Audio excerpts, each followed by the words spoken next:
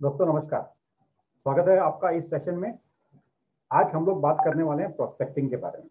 दोस्तों अभी जैसे कि आप लोग बात बता रहे थे कि भी आपको अच्छी नॉलेज है, आप लोग रोज सेल करते हो, आपको पता है कि भी प्रोस्पेक्टिंग क्या है, किस तरह से करना चाहिए। लेकिन एक थोड़ा सा इंसाइट जानने के लिए हम लोग आज का ये एक प्रेजेंटेशन कर रहे हैं। मैं आपके साथ में शेयर करना चाहता हूँ आज का ये मेरा प्रेजेंटेशन। ये बेसिकली सारे स्लाइड्स मैंने ना कल थोड़ा सा स्टडी कर रहा था, तो मैंने गूगल से ली है जो मुझे अच्छी लगी हैं। ये स्लाइड्स में आप लोगों के साथ में शेयर कर रहा हूं। देखिए, जो प्रोस्पेक्टिंग की हम बात कर रहे हैं, prospecting is the first stage of sales cycle. या जब हम प्रोस्पेक्टिंग करते हैं तो उसमें से पहला काम होता है लीड जनरेशन करने का, और लीड जनरेशन में से हम थोड़ा थोड़ा फिल्टर करके उसको प्रोस्पेक्ट बनाते हैं। और वो प्रोस्पेक्ट्स जो क्वालिफाई करते हैं कि भी हाँ मुझे इन लोगों को प्रेजेंटेशन देना है, हम उनके साथ में प्रेजेंटेशन की बात करते हैं, हम हमारे प्रोडक्ट उनको समझाते हैं, उसको उनके बारे में सारी इंफॉर्मेशन देते हैं, और उनके जो ऑब्जेक्शंस होते हैं उनको हैंडल करते हैं और क्लोज करते हैं डील। अपना प्रपोजल चेक उठाते हैं या ऑनलाइन करते हैं या वॉट एवर इट इज, हम उसको ये करके अपना डील क्लोज करते हैं। हाँ, आपका सेल तब तक क्लोज नहीं होगा जब तक आपने चेक उठाने के बाद में या डील क्लोज करने के बाद में रेफरेंस जनरेट नहीं किया। याद रखना, आपका सेल स्टार्ट होता है सेल कंप्लीट करने के बाद। आपको जैसे ही आपने वो एक सेल कंप्लीट किया है, आपने एक प्रपोजल समझो डील कंप्लीट हो गई, प्रपोजल साइन हो गया, आपने चेक उठा लिया, या आपने ऑनलाइन उससे प्रपोजल कंप्लीट करके आपने पेमेंट करवा दिया, पॉलिसी इश्यू हो गया। नाउ अब आपका सेल स्टार्ट होता है यहाँ से। आपको यहाँ से ना उससे रेफरेंस जनरेट करने होंगे। आपसे उससे 1 2 3 4 5 जितने रेफरेंसेस आप जनरेट कर सकते हो योर टू। लेकिन यदि आपने अपना डील कंप्लीट करने के बाद में रेफरेंस जनरेट नहीं किए उस कस्टमर से, तो आपका सेल अभी इनकम्प्लीट रहा है। याद रखिएगा इस बात को। बेसिकली जो प्रोस्पेक्टिंग है ना, आपके बिजनेस का प्राण वायु है, या मैं कहूँ जिस प्रकार से शरीर में खून बहता है या शरीर को ऑक्सीजन की आवश्यकता होती है, उस प्रकार ये प्रोस्पेक्टिंग का जो प्रोसेस है, ये आपके बिजनेस का फाउंडेशन है, ये आपके बिजनेस का ऑक्सीजन है। आपके बिजनेस को जिंदा रखने के लिए आपको प्रोस्पेक्टिंग करना जरूरी है। आपका सर्वाइवल प्रोस्पेक्टिंग पे डिपेंड करता है। इसके बिना आप अपना काम नहीं कर सकते। प्रोस्पेक्ट कौन होगा? जो आपको पैसा दे सकता है, जिसके पास में अथॉरिटी है और जिसमें डिजायर है, मैड, MAD। याद रखिएगा, आपको सिर्फ नए सेल के लिए ही आपको प्रोस्पेक्टिंग करना है ऐसा नहीं है। आपको करना क्यों है प्रोस्पेक्टिंग का काम? क्योंकि आपके बहुत सारे कस्टमर्स कंटिन्यू नहीं हो पाते या रिपीट सेल नहीं होता उनसे, तो उनका रिफिल करने के लिए भी आपको नए नए प्रोस्पेक्ट करने का जरूरत होता है, ताकि आप अपने बिजनेस को आगे अगले मुकाम पर ले जा सके, अपने बिजनेस को ग्रो कर सके। वापस से मैं आपके साथ में शेयर करता हूँ, और prospect is one who is needy. उसको प्रोडक्ट का नीड है, उसमें इच्छा है खरीदने की, वो लीगली और फाइनेंशियली कैपेबल है, और डिसीजन मेकिंग पावर भी उसके पास में है। Right, he is a prospect. अब देखिए, उसके अभी आपका प्रोडक्ट है हेल्थ इंश्योरेंस, हर किसी की इच्छा है, वो ही इज अ नीडी, लेकिन उसमें ना प्रोडक्ट का खरीदने का इच्छा होना आवश्यक है। आप उसके अंदर इच्छा जागृत करते हैं अपने प्रेजेंटेशन के द्वारा। वो लीगली और फाइनेंशियल केपेबल होना चाहिए। अब यदि समझो आप किसी 70 साल के व्यक्ति को बोलोगे कि भाई आप मेरा मेडिक्लेम ले लो, तो he is not legally and financially capable.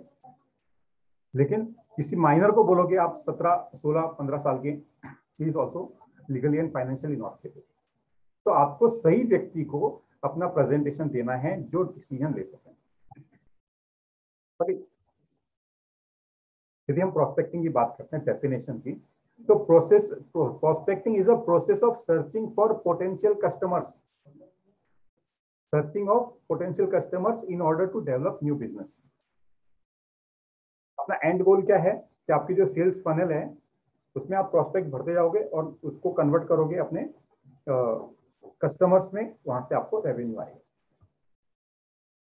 But it is not a one time story. आपका मतलब प्रोस्पेक्टिंग ऐसा नहीं है कि आपने एक बार करके खत्म कर दिया। It is the continual search for past, present, and potential clients that are ready, willing, and able to purchase what you are selling. देखिए, आप अलग अलग तरीके इस्तेमाल कर सकते हो प्रोस्पेक्टिंग जनरेट करने के लिए। रिफरल्स मोस्ट इंपॉर्टेंट। आप सेंटर ऑफ इन्फ्लुएंसेस आप कर सकते हो, डायरेक्टरीज का इस्तेमाल कर सकते हो, trade publications, trade shows, events आप खुद भी कर सकते हो या कहीं पे पार्टिसिपेट करने के बाद में भी कर सकते हो। टेली मार्केटिंग कर सकते हैं, ईमेल्स कर सकते हैं, डायरेक्ट रिस्पॉन्स एडवर्टाइजिंग कर सकते हैं, सेल्स लेटर भेज सकते हैं, आपके वेबसाइट के थ्रू आप लीड जनरेट कर सकते हो, आप डाटाबेस खरीद सकते हो। आपको डाटाबेस यदि खरीदना है तो it should be very strong database, हर किसी का नहीं। कोल्ड कॉलिंग कर सकते हैं, नेटवर्किंग कर सकते हैं, आप एजुकेशनल सेमिनार्स रख सकते हैं, और आप अपने जो नॉन सेल्स इंप्लॉई है उनसे भी आप लीड्स ले सकते हो। ठीक है, रेफरेंस मैंने आपको बताया। सेंटर ऑफ इन्फ्लुएंस की मैं बात करूं, यदि आपने एक सही तरीके का सेंटर ऑफ इन्फ्लुएंस ढूंढ लिया तो एक व्यक्ति आपके बिजनेस को कहीं पर भी ले जा सकता है। आपको मेरा एग्जांपल पता होगा, मेरे को लाइफ में एक सेंटर ऑफ इन्फ्लुएंस मिला जिसने मुझे आज इस मुकाम तक पहुंचा दिया। आप सब तो जानते भी हो उसको, अपने जो सुकुमार अपने ऑफिस में लंबे बाल वालों जो अपने काम किया करते थे, he was the center of influence and he has helped me a lot to generate more and more and more and more and more business. So एक अच्छा आप सेंटर ऑफ इन्फ्लुएंस मतलब कौन होता है? एक ऐसा व्यक्ति जो बहुत सारे लोगों के संपर्क में है और उसकी बात को लोग महत्व देते हैं।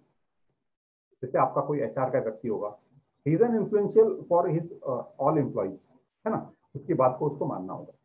या आप अपने कम्युनिटी में कोई आपका जो समाज में मुखिया है उसके साथ आप काम कर सकते हैं, उसको बोल के उसका आप सेंटर ऑफ इन्फ्लुएंस करके काम करवा के ले सकते हैं। आपको जहां पर भी कोई किसी का मोबाइल नंबर दिखता है, आप वो आपके लिए एक रेडी प्रोस्पेक्ट है। आपके सोसाइटी में समझो बहुत सारे लोग एंट्री होते हैं और आपके गेट पे एंट्री करने के लिए वॉचमैन या सिक्योरिटी गार्ड आपका उनका नाम और मोबाइल नंबर एंट्री कर रहा है, या किसी मॉल में गेट पे एंट्री किया जा रहा है, किसी शॉप में एंट्री किया जा रहा है, कोई आपके जैसे कोई कार डीलर है उससे आपको अच्छे रेफरेंसेस मिल सकते हैं। आप किसी भी तरह कहीं से भी आप लीड जनरेट कर सकते हैं। आपको लीड को अच्छी तरह से काम करके प्रोस्पेक्ट में कन्वर्ट करना होगा। That becomes very important. फिर is the prospecting and lead generation मैंने आपको बताया। ये जो सेल्स फनल की मैं बात कर रहा था, अब जितना भी डाटा आपको मिला है ना, हमारे यहाँ पे जैसे एक ये मैगजीन वीकली एक न्यूज़पेपर आता है, एडवर्टाइजिंग न्यूज़पेपर है, उसमें कुछ 8 पेज के बहुत सारे एडवर्टीजमेंट होते हैं, सारे लोकल होते हैं मोस्टली। तो वहाँ पे हर किसी का मोबाइल नंबर होता है। अब ये हाँ, शेयर पैम्पलेट नामक, तो उसके ऊपर जितने भी नंबर हैं ये आपके लिए रेडीमेड लीड्स बन सकते हैं। आप उनको इंक्वायरी करने के लिए कॉल करोगे और आप अपना भी बता दोगे तो आपको एक अच्छा प्रोस्पेक्ट डेवलप किया जा सकता है। लीड्स उसमें से आप कन्वर्ट करेंगे प्रोस्पेक्ट्स, प्रोस्पेक्ट्स में से convert and your revenue, your income, right. Prospecting is about identifying and contacting potential customers to generate revenue. Whereas lead generation जो होता है ना, लीड्स जनरेशन आप अवेयरनेस के थ्रू कर सकते हैं। आप लोगों में अवेयरनेस लाने का कोशिश करते हैं। जैसे मैंने आपको यहाँ पे बताया था ना कि आप यहाँ पे वेबसाइट का इस्तेमाल कर सकते हैं, आप नेटवर्किंग कर सकते हैं, एजुकेशनल सेमिनार्स कर सकते हैं। इन सब के अंदर, इन सब के द्वारा आपको ये मौका मिलेगा अवेयरनेस लाने का। अवेयरनेस लाने से आपके पास में इंक्वायरी जनरेट होंगी जो आपके लिए लीड्स बनते हैं, जिनसे बात करके प्रेजेंटेशन करके आप उसको प्रोस्पेक्ट एंड कस्टमर में कन्वर्ट कर सकते हो, राइट। ये देखिए मैं आपको ये बताता हूँ लीड्स जनरेट करने के लिए ये जो आपका ये जो फनल है, मैं आपको एक पिक्चर और दिखाता हूँ। देखिए ये वाला, आप ये जो फनल है, यहाँ पर जो ऊपर जो डाटा है वो आपका लीड्स है। इसमें से आप बीच वाला जो पार्ट है वो है आपका प्रोस्पेक्ट्स, और नीचे वाला पार्ट है ये आपका कस्टमर। ये देखिए दीज आर द लीड्स। मान लीजिए आपकी बिल्डिंग में टंकी लगी है ऊपर जहाँ से आपको पानी मिलता है। नो डाउट कि आपको नीचे वाले रिजर्वायर से आपको ऊपर पानी चढ़ाया जाता है, वहां से आपके घर के लिए पानी आपको मिलता है। यहाँ पर यदि आपके ओवरहेड टैंक में पानी नहीं है तो आपको यहाँ पर एट द एंड नल में से पानी नहीं आएगा। तो यदि आपके पास में यहाँ पर लीड्स नहीं है, देखिए इसको चौड़ा दिखाया गया, मतलब आपके पास में लीड्स ज्यादा होना चाहिए, उसमें से फिल्टर होकर आपके पास में बचेंगे प्रोस्पेक्ट्स, और प्रोस्पेक्ट्स में से बचेंगे आपके पास में कस्टमर। ये 3 स्टेज पर आप अपने लीड्स पर काम करते हैं। तो आपको लीड्स या प्रोस्पेक्ट्स जिसे हम कहते हैं आपको कंटिन्यूअसली जनरेट करते रहने की आवश्यकता है। ये it is very important to fill your tank. जो देखिए, referral prospecting and non referral prospecting, जो रिफरल प्रोस्पेक्टिंग होते हैं उसमें आपको किसी से कनेक्टेड होता है, तो आपको जो रेफरेंस मिला है उस पर आपका काम करना चैलेंजिंग होता है, बट बहुत ज्यादा चैलेंजिंग नहीं होता है। आपका लीड है या प्रोस्पेक्ट है, या आपका इमीडिएटली आपको पता चल जाएगा। लेकिन आप यदि नॉन रिफरल प्रोस्पेक्टिंग पे आप काम कर रहे हैं, जैसे ये लीड्स वाले में, या ये जो मैंने आपको बताया, ये बहुत सारी चीजें जो मैंने आपको बताई है ना यहाँ पर, ये सारी चीजों पर आप काम कर रहे हैं। आप कोल्ड कॉलिंग कर रहे हैं, आप एजुकेशनल सेमिनार्स कर रहे हैं, ये यहाँ पर से जो लीड्स आएंगी आपकी, वो जो लीड्स होंगी वो आप ज्यादा चैलेंजिंग होती है। उसमें आपको प्रोस्पेक्ट में कन्वर्जन रेशियो थोड़ा सा कम होता है। लेकिन आपको रिफरल मार्केटिंग, रिफरल प्रोस्पेक्टिंग भी करना है, एंड नॉन रिफरल प्रोस्पेक्टिंग पर भी आपको ध्यान रखना है, ताकि आपका जो टैंक है ऊपर का वो भरता रहे, आपके फनल के ऊपर के पोजीशन में आपको ज्यादा से ज्यादा रिफरल्स आपके कनेक्टेड रहे। जो आपका प्रोसेस होगा, प्रोसेस फ्लो वो इस प्रकार से होगा। आप आइडियल प्रोस्पेक्ट्स का एक लिस्ट बनाएंगे। आपको जो आइडेंटिफाई किया है आपने, या जिनसे बात करके आप उनसे मिलने के लिए आप प्लानिंग करेंगे। आप उसमें से देखेंगे कि भी नीड किसका है और वांट किसका है। उसमें से आप उन लोगों से बात करने के लिए आप 10 या 6 या 5 क्वेश्चन आप तैयार करेंगे, और हर किसी को पूछेंगे, और उससे आपको पता चलेगा कि भी ये मेरा आदमी, इस व्यक्ति को मैं ये वाला प्रोडक्ट पिच करूंगा, वो मुझे इतना प्रीमियम देगा, या इतना सम इंश्योर्ड का पॉलिसी मुझे इसको पिच करना है। आपको सभी के साथ मीटिंग करने के लिए टाइम फिक्स करना होगा। ठीक, आपको एक बात ध्यान में रखना है, यदि आप अपना टाइम इन्वेस्ट नहीं करेंगे तो आपका काम नहीं आने वाला है। See, establish a regular daily schedule for conducting prospecting activities। आपको डेली उसके ऊपर काम करना है, प्रोस्पेक्टिंग जनरेट करने के। आपको पॉजिटिव बना रहना है, क्योंकि क्या है कि बहुत सारा वहां पर रिजेक्शन ज्यादा होगा, तो इसके लिए आपको still you have to be remain positive throughout the procedure. आपको ये नहीं सोचना है कि भी मेरा काम होगा नहीं होगा, मैं करूं नहीं करूं, आपको करते रहना है।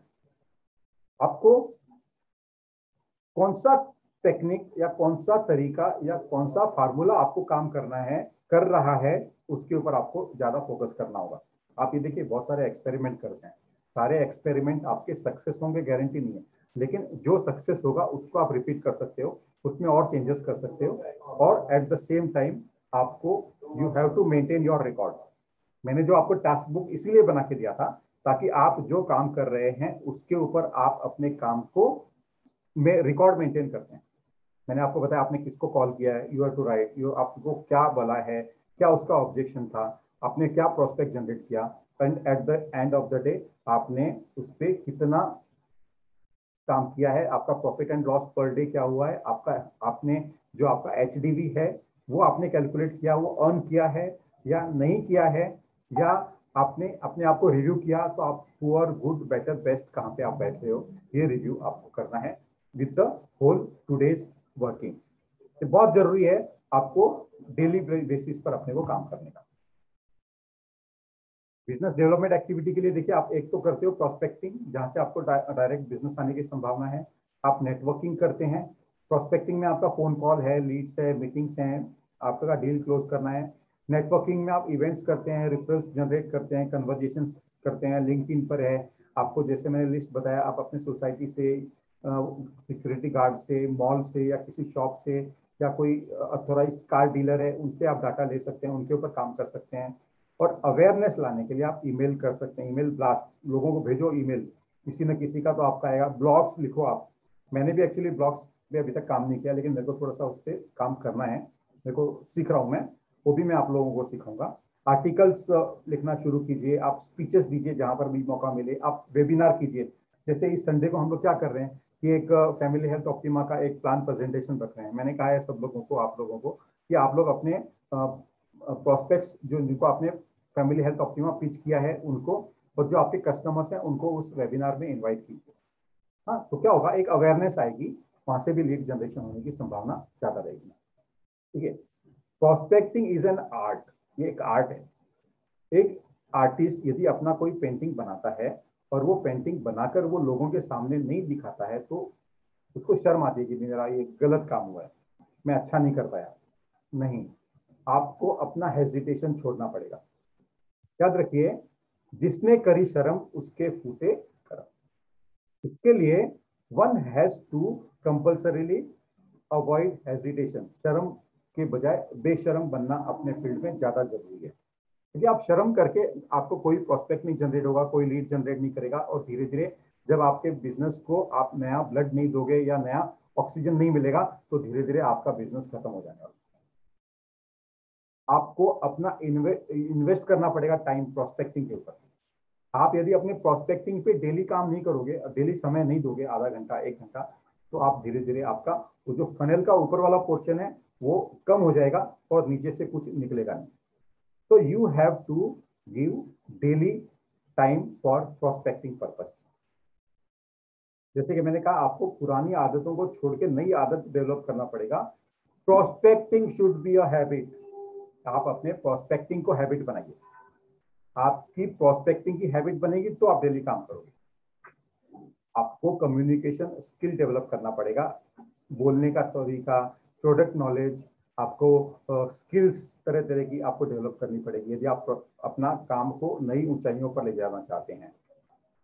सोशलाइजिंग पर आपको ध्यान देना होगा। आप यदि कहीं पर जाते हैं और आप कोने में खड़े रहते हैं, आप लोगों से मिलते जुलते नहीं हैं, तो आप इस बिजनेस में नहीं टिक सकते। You have to be a socialised person. आपकी आदत ऐसी होनी चाहिए कि आप सामने पड़े पत्थर से भी बात कर लो, आप कुत्ते से भी बात कर लो, आप बिल्ली से भी बात कर लो। That should be your socialising limit. Social media का भरपूर इस्तेमाल करना है। मैंने जो वीडियो बनाया था आप लोगों के लिए कि जिन लोगों को कोरोना हुआ था उनको फॉरवर्ड करना, जिन्होंने क्लेम लिया था, मैंने कल वो वाला video an appeal to corona survivors मैंने मेरा स्टेटस में डाल दिया।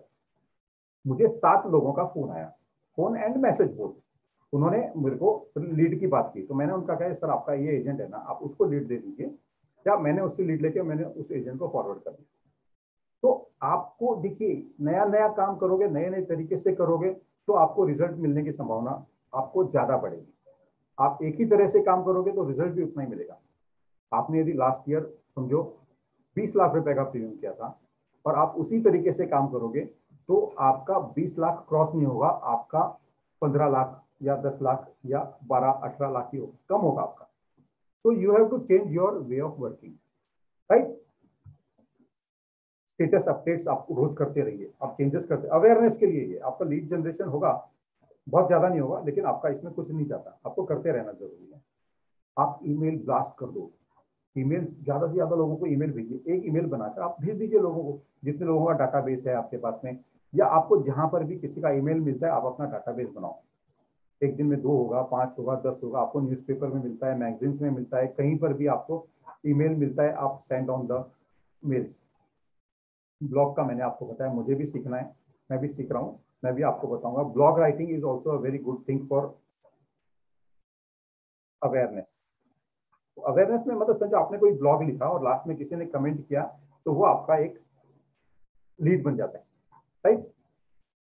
यूट्यूब पर मैंने आपको कहा वीडियो बनाइए, आप अपने वीडियोस, शॉर्ट्स, रील्स बनाइए, छोटा छोटा आप इस पे काम कीजिए, छोटा छोटा आप वीडियो बनाइए, 1-1 मिनट का बनाइए। आप अपना स्टेटस रखिए, आप व्हाट्सएप के थ्रू भेजिए, आप अपने इंस्टाग्राम पर और अपने फेसबुक पर डाल दीजिए।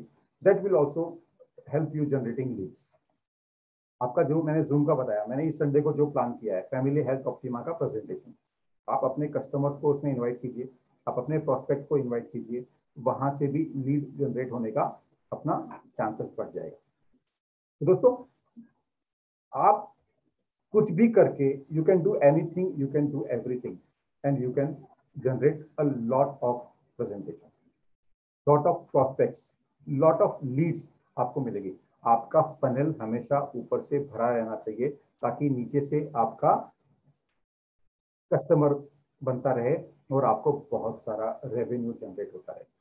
I hope you have like this presentation, or any question answer we can have after this. Thank you very much.